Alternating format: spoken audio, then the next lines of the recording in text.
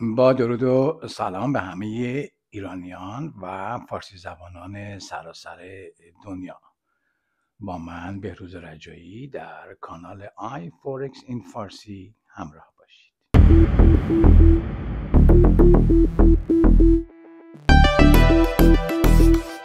در این قسمت ما راجع به زبان انگلیسی صحبت میکنیم.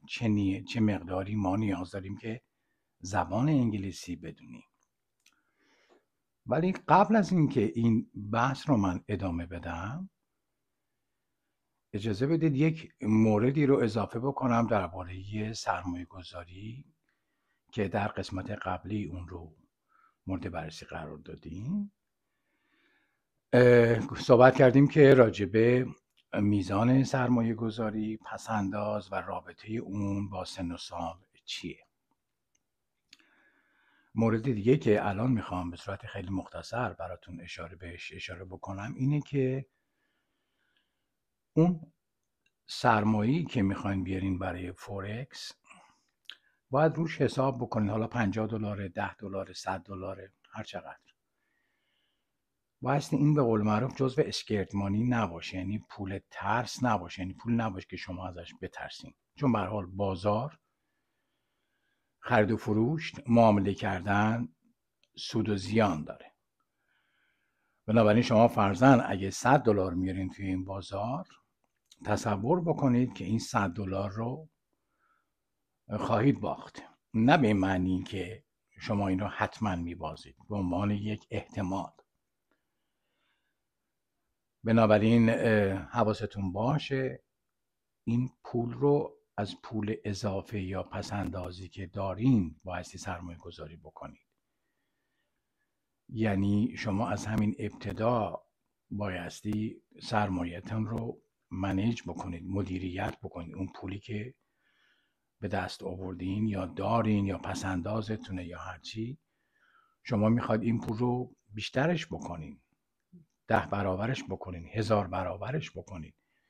میخواید از $1000 مثلا ماهی 5000 تا در بیارین، ماهی 1000 تا در بیارین، ولی اون $1000 رو میخواین باشه و این درآمد اضافه‌ای که دارین مثلا یه بخشیش رو بذارید دوباره توی سیوینگ یا پسندازتون و یه بخشیش رو میخواین دوباره اضافه کنین به سرمایه‌ای که برای فورکس گذاشتین که بتونید بیشتر خرید و فروش بکنید. چون شما هر چقدر سرمایه‌تون بیشتر باشه،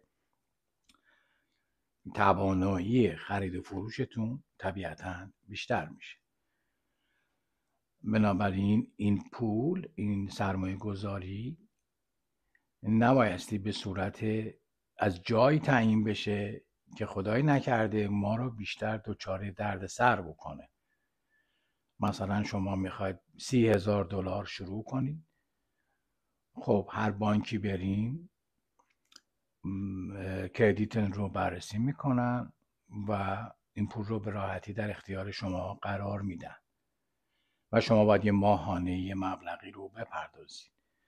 ولی یادتون باشه اگه شما مثلا 20,000 10,000 $30,000 فرضاً میخواین $20,000 بگیرین از یک بانک و اون رو به صورت اقساطی ماهانه monthly payment پس بدین، مثلا ماهی $500، در نهایت شما مثلا این $20,000 رو باید حدود $25,000 پس بدین، چون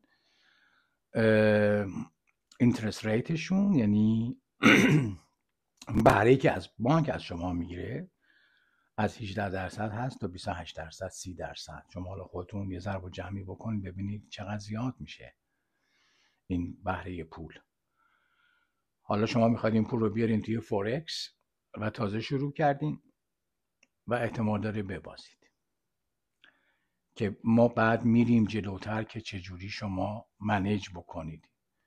تمام اینا رو من بهتون میگم، نگران این نباشین که حالا اگه من $20,000 دارم چطوری سرمایه گذاری بکنم. اینا همه رو در قسمت های احتمالاً 5-6 قسمت در 6-7 قسمت بعدی اینا رو من کامل براتون توضیح میدم که چطوری پولتون رو مدیریت بکنید، یعنی چجوری سرمایه گذاری بکنید وقتی بحث از مدیریت میشه. که و همینطور خب خیلی چیزهای دیگه داریم به نام استاپ لاس. میگم حالا اینا باعث، اگر میدونید که خب خیلی خوبه، ولی اگر نمیدونید ما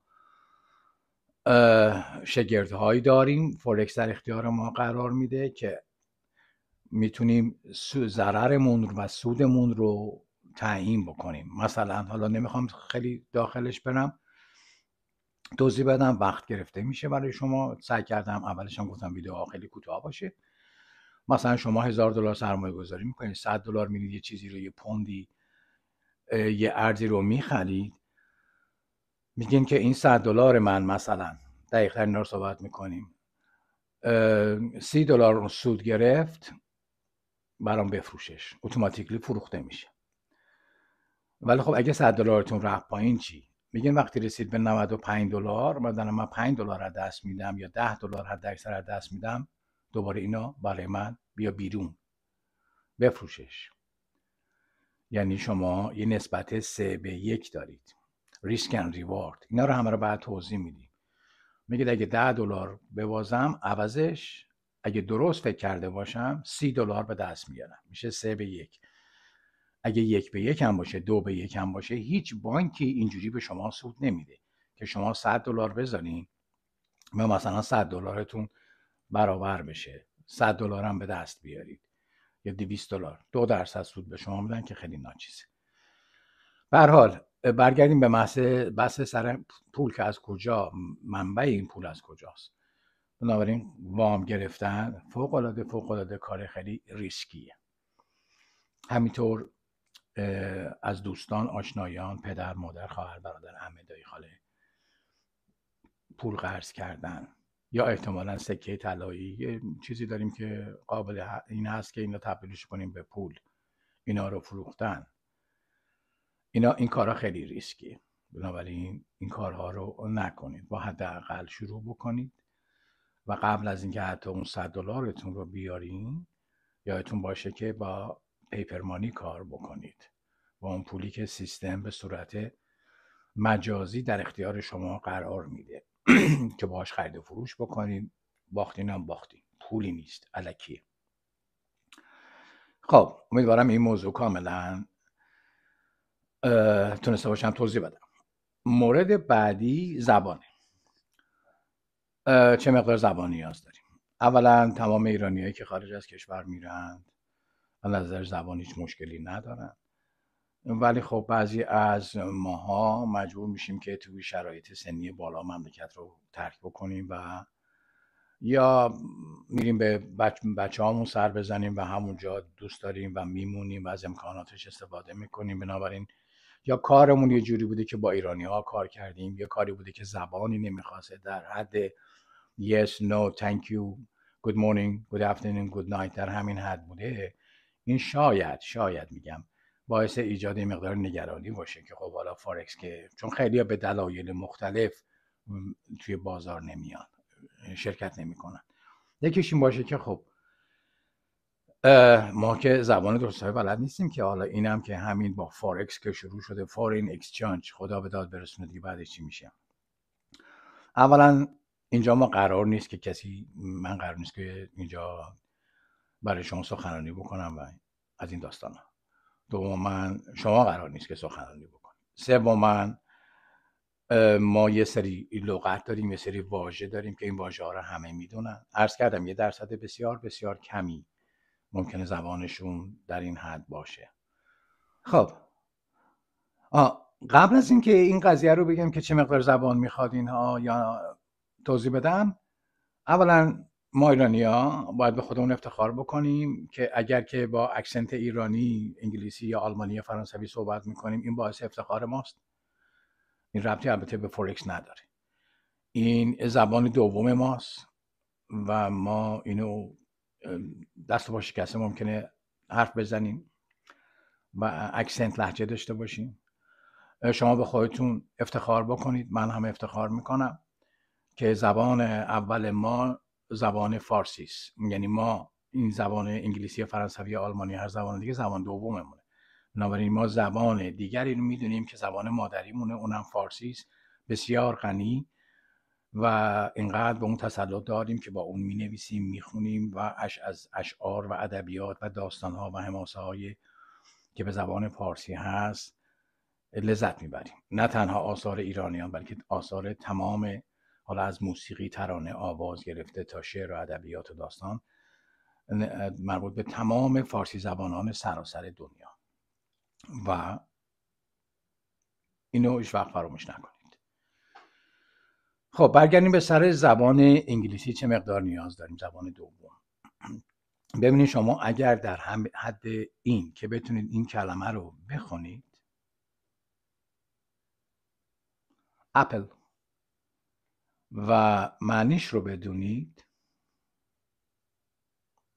سیب، معنیش هم ندونید، هیچ مهم نیست. ما حد اکثر شاید 100 تا 150 تا لغت داشته باشیم که این لغت ها رو با هم دیگه کار میکنیم، میریم جلو و من سعی میکنم روی یوتیوب یا سوشال میدیا تا اونجا که وقتم برسه معانی اینها رو بگم. ولی بازم نگران نباشین، دفترچه و دفتر قلمتون رو داشته باشین همراه. هر جای لغتی هست بنویسین، تاریخ بزنید، به مرور زمان ملکه ذهنتون میشه. اینا رو هم دیگه شاید اون دفتر یه روزی به عنوان یه دفتر خاطرات خیلی قشنگ باشه که شما از کجا شروع کردین و امروز در شرایطی هستید که به راحتی میتونید توی بازار حرف برای گفتن داشته باشید و بتونید درآمد خوبی برای خودتون ایجاد بکنید. یادتون باشه که ما علاوه بر ایجاد درآمد بیشتر، اینکام بیشتری ما داشته باشیم، میخوایم خودمون رو به یه یه نسخه بهتری از خودمون تبدیل بکنیم. بتونیم درآمدی ایجاد بکنیم که بتونیم کارهایی که دوست داریم انجام بدیم، با خانوادهمون بیشتر باشیم، از خودمون بیشتر مراقبت بکنیم. به هر حال امیدوارم این قسمت زیاد طولانی نشده باشه. از اینکه با من همراه هستید متشکرم، ممنونم، سپاسگزارم. درود بر شما.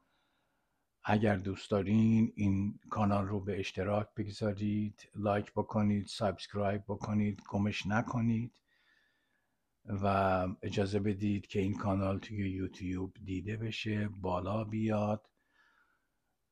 اگر هم خود شما زیاد علاقه به این کانال ندارین، امیدوارم داشته باشین.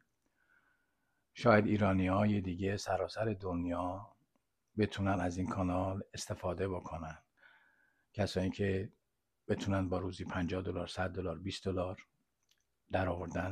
پول در آوردن، بتونن یه مقداری زندگیشون تغییر بدن، تا کسایی که میخوان سرمایه گذاری سنگینی بکنن و بتونن شروع کنن از یه جایی و به یه جایی برسن که بدون اینکه فیزیکلی جسمشون رو درگیر بکنن، یا در شرایط سن و سالی هستن که بازنشسته هستن، تو خونه کار میکنن، یا توانایی رانندگی و سر کار رفتن، یا حوصله یه رئیس اخموی بد اخلاق با یه همکارایی که تحمل کردنشون سخته، حوصله اینا رو ندارن، یا بیمار هستند، دوست دارن توی رخت خوابشون حوصله کت شلوار پوشیدن و زدن بیرون و اینا رو ندارن و دوست دارن که با پیژامه و یه تیشرت، یه جفت دمپایی روی مبلی توی تختی باشند، یه نوشیدنی، چای، قهوه، چیزی بخورن، از خودشون مراقبت بکنن، در عین حال هم حواسشون به مارکت باشه، بررسی بکنن و یه درآمدی بهتری پیدا کنن، باعث بشه که زندگی بهتری داشته باشن و آسودگی بیشتری داشته باشن. درود بر شما. امیدوارم شما رو در قسمت بعدی